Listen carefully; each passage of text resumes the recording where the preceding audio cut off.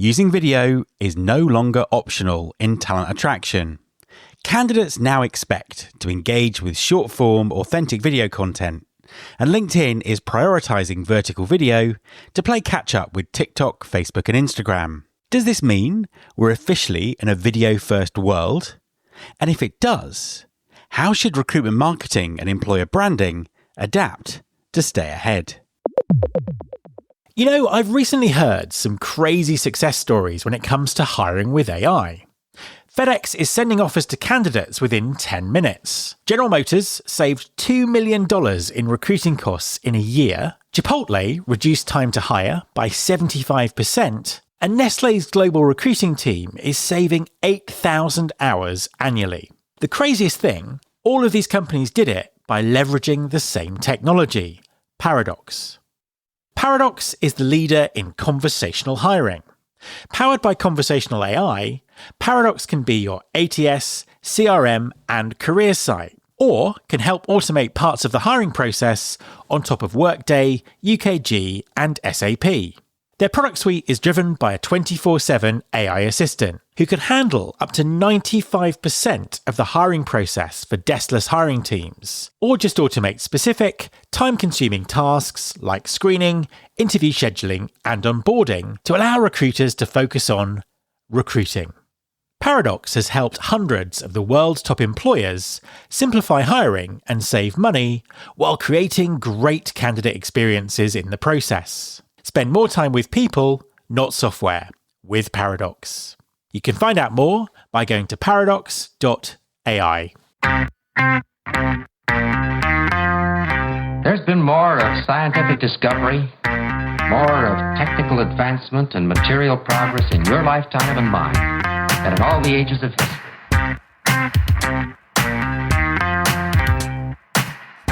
Hi there, welcome to episode 684 of Recruiting Future with me, Matt Alder. The way people consume content has changed dramatically. Video is everywhere, from TikTok and Instagram Reels to LinkedIn feeds filled with short-form, high-impact content. Candidates are no longer just reading job descriptions, they're engaging with video storytelling that shapes their perception of potential employers.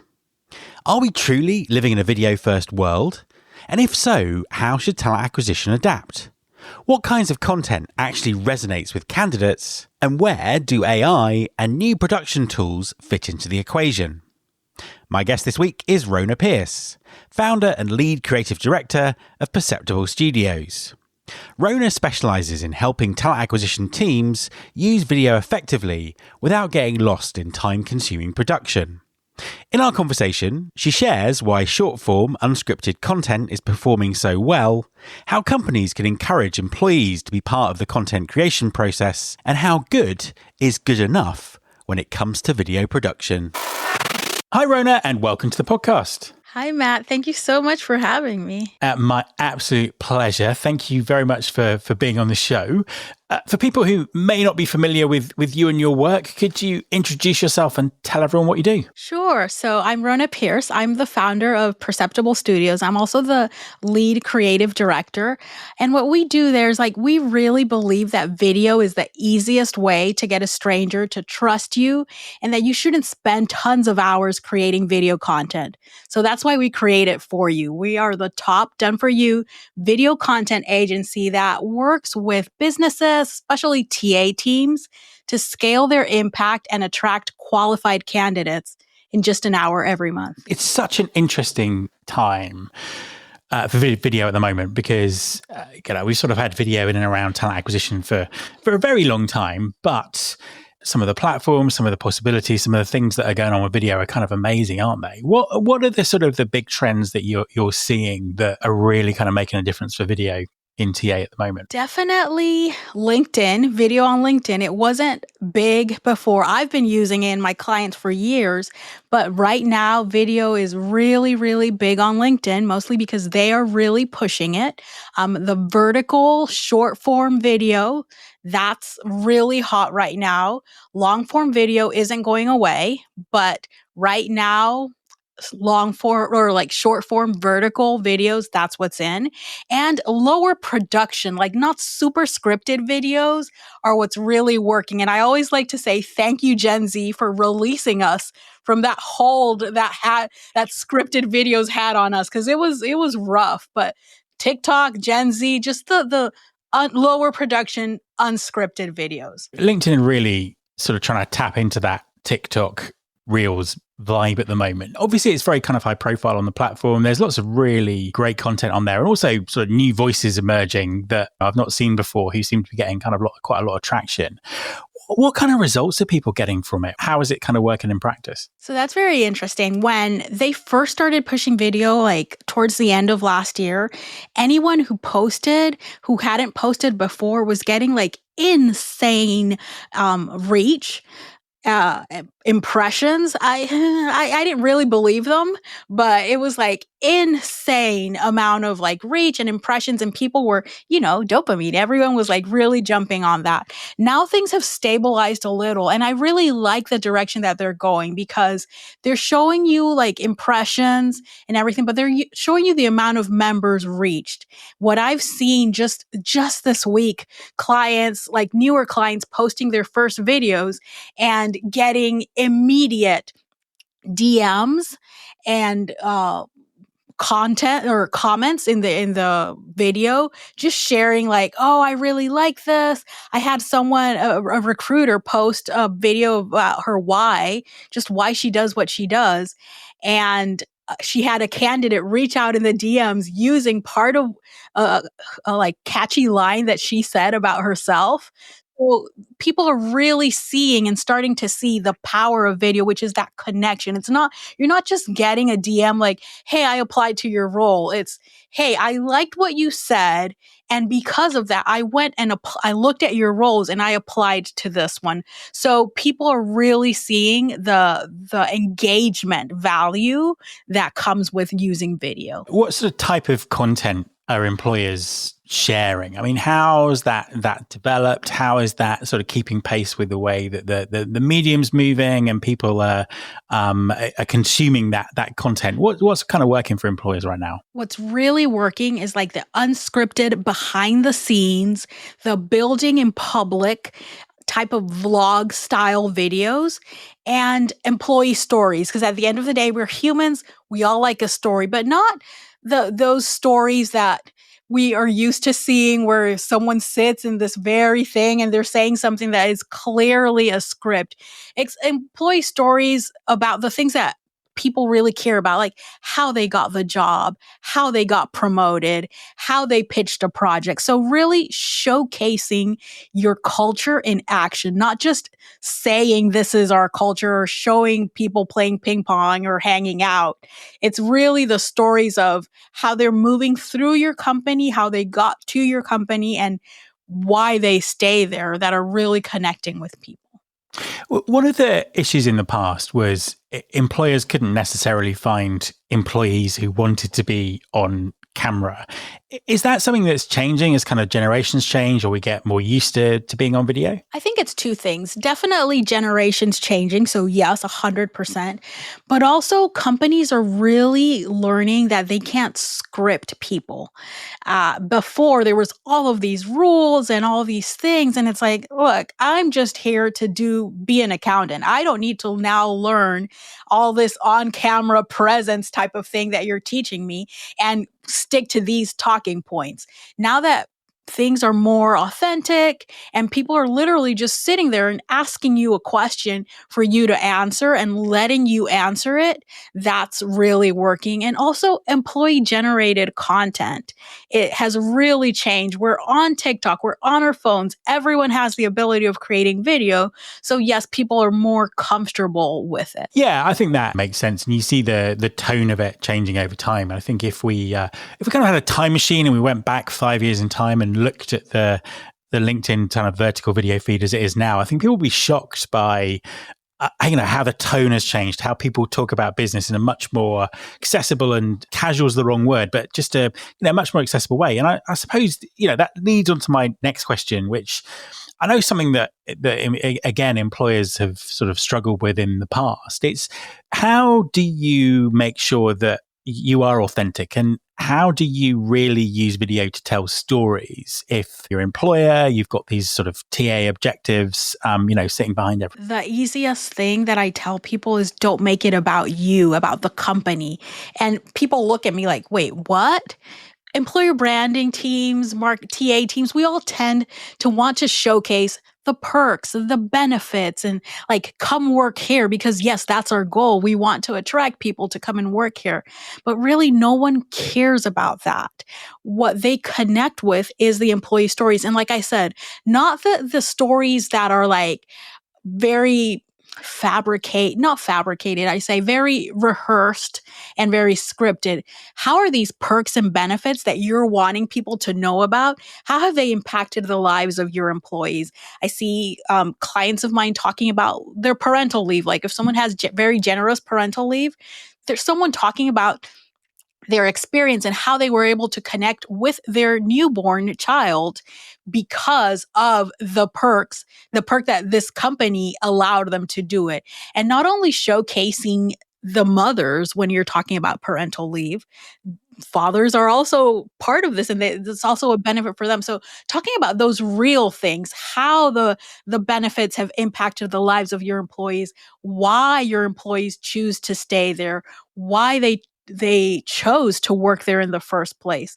Those are the things that really make your videos authentic. One of the best examples of employer storytelling in videos I've seen, it was quite a while ago, and it was basically a video about someone who worked in retail at an airport.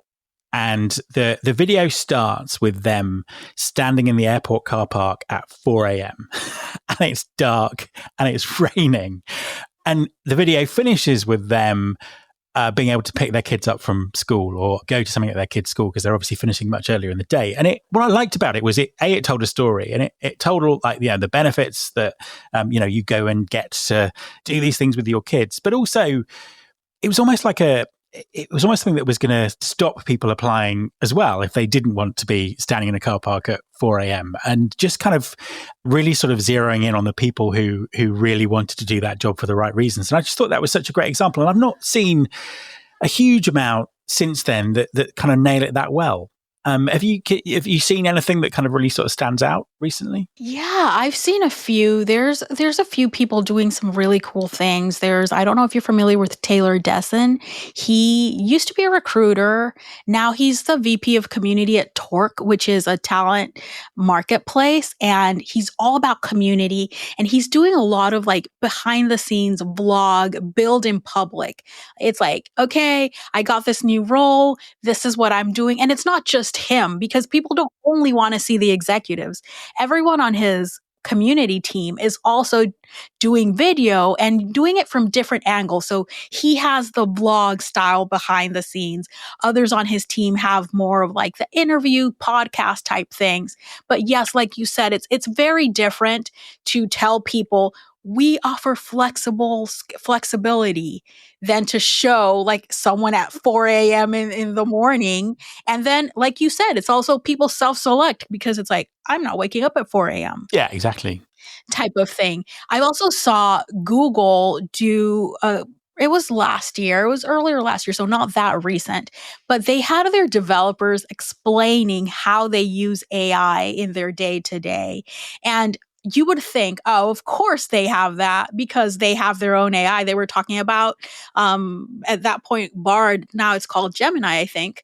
But I mean, we saw Claude not allow people to apply with AI. So just to sort of clarify that was a job advert that was out not so long ago for Anthropic, and it was, please do not use AI to apply for this job. In an AI company. So, yeah. So it's like, that explains it. Look, Google's like, yeah, we are a company. We have this product and you are allowed to use it at work. that was very powerful and gave ideas. It's like you want to tell a story, you want to paint a picture for a candidate of what they would be doing, how it would really look that day. And it's not the whole going through the office and everyone's smiling like, hey, I love it here. It's this is what I do and this is how I use these tools and how the company allows me. That is a powerful story to say. Let's talk about production because, you said at the beginning, thank you, Gen Z, for setting us free from scripts and all that sort of stuff. But obviously, the equipment that everyone has improved. So everyone who's got a smartphone, which is probably everyone listening to this podcast, has got kind of a camera on there that 10 years ago would have cost probably thousands of pounds to get that kind of quality. And even like looking at us now, we've both got microphones and mixing desks and prompters and lights and all this kind of stuff. So there's lots more equipment that's kind of available to people. And also, I judge sort of quite a few creative awards in recruitment marketing in the UK. And when you look at some of the video submissions, the long form video submissions that people put in for that, the production quality is absolutely sky high. It's been done by an external production company. It's taken a lot of time.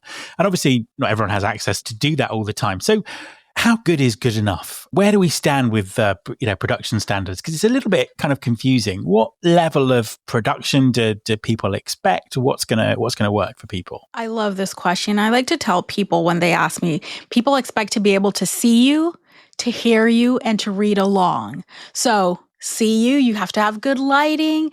Natural lighting is good enough. Good audio, like our phone microphones are really good, but if you can have an external or like a lapel mic type of thing, that's always much better. And read along is including captions. Most people on social media are scrolling on mute. So really, those are the minimum expectations. And then I always like to say, keep it short, because a video is really more about what you're saying and how you're presenting it than all the bells and whistles.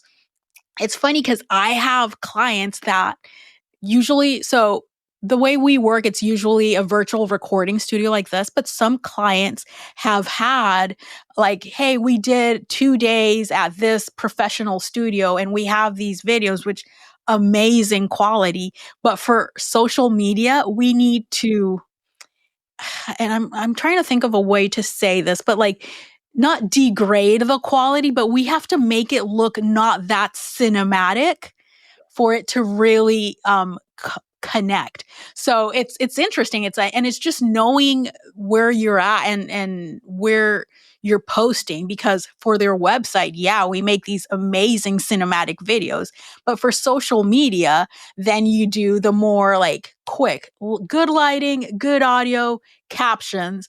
And yeah, you can get into the specifics of doing like retention editing and doing some pops and things like that.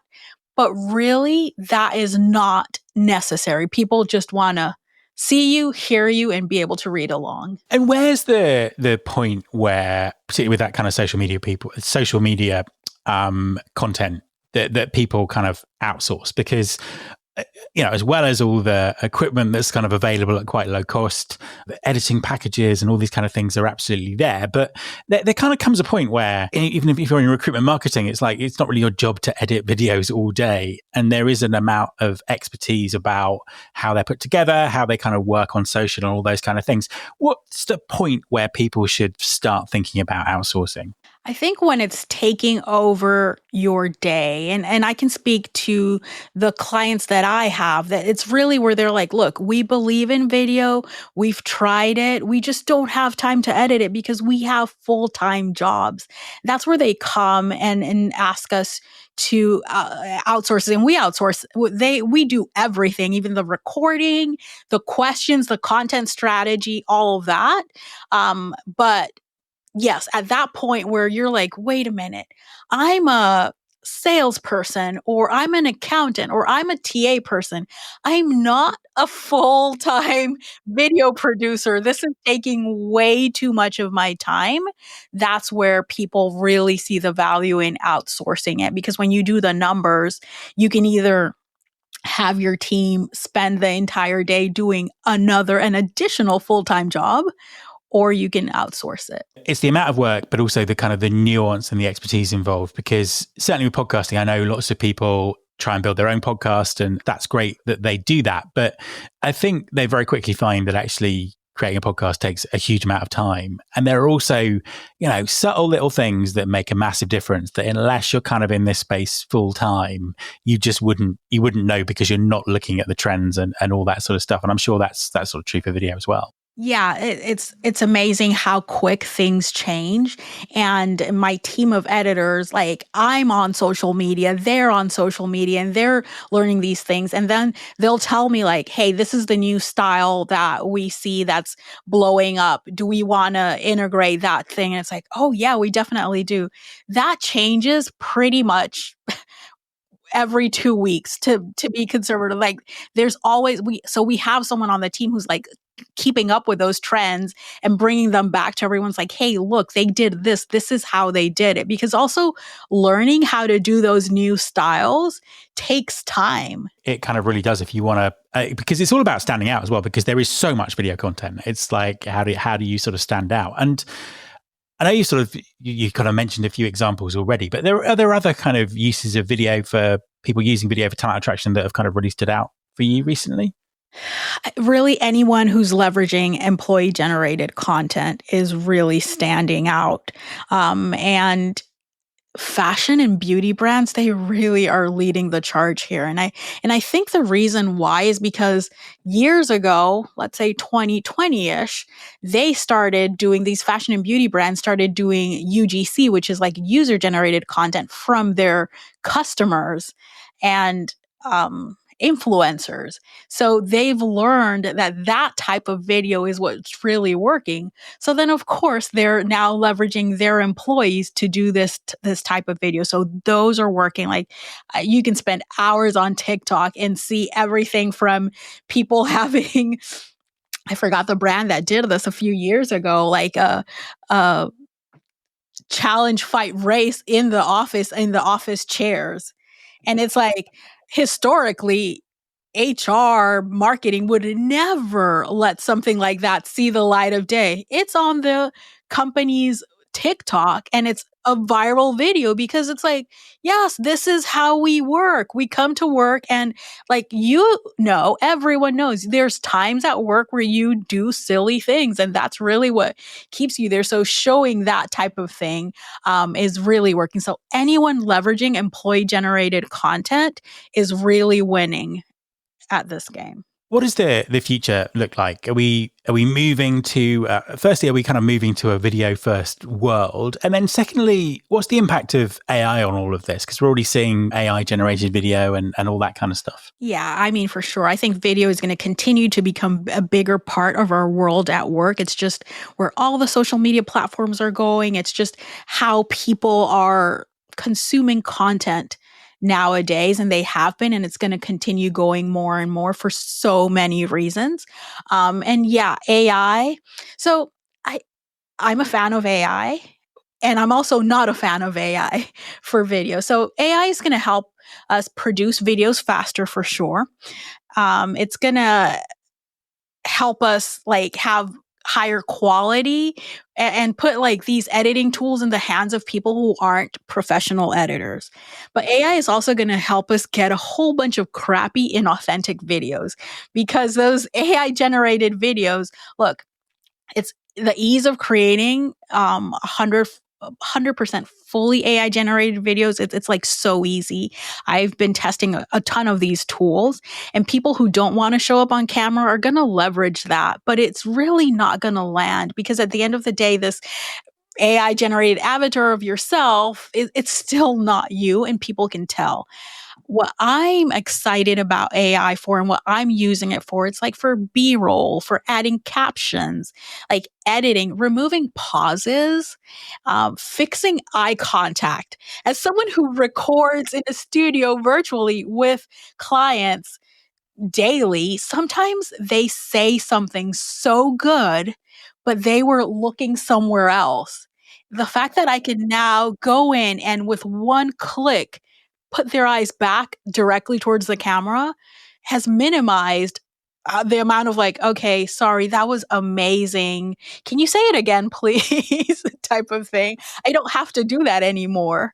And then the biggest thing for me is fixing sound. AI is really, really good at improving the sound of videos. I was recently at a conference and I did I did those street style, call them man on the street interviews. I hate it. I call them gal on the street because I'm a gal, on the street type interviews. But there was a lot of background noise. It was during the happy hour. There was a DJ, there was music, and I got really good content answers from people, but you really couldn't hear it. When I came into my editing tools and I just clicked one button to make that sound, it's crystal clear. The music is leveled to a way where you can still tell it's a happy hour and things were going, but you could hear. I mean, that's a game changer, because before that would take hours to do. Yeah, no, absolutely. I remember at Transform last year, I was recording some podcasts and they put a DJ on right next to the podcast section. And everyone was like, we need to stop the interview. I was like, no, it's fine. It's fine. AI will take care of it. And you listen to those interviews and you never know. We were standing right next to a speaker. Before we go, we should probably talk about our live video show that we do every week. So we are co-hosts of the Alder Hour. And we're live for an hour every Monday talking about, well, what do we talk about?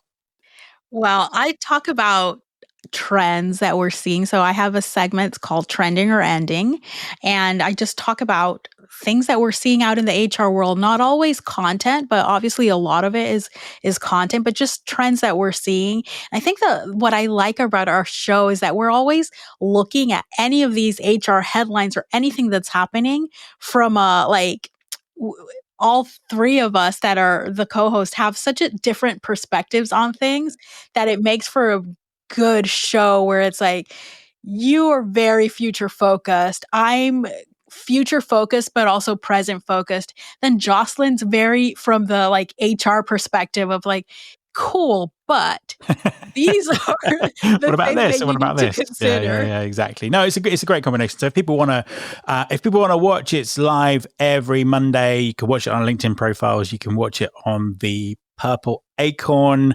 LinkedIn company page. I think it's on YouTube as well. I'll put some links in the show notes. But Rona, thank you very much for joining me. Of course, thank you so much for having me. This was very fun. My thanks to Rona. You can follow this podcast on Apple Podcasts, on Spotify, or wherever you get your podcasts. You can search all the past episodes at recruitingfuture.com.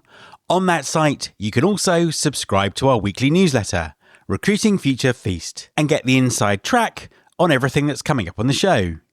Thanks very much for listening. I'll be back next time, and I hope you'll join me.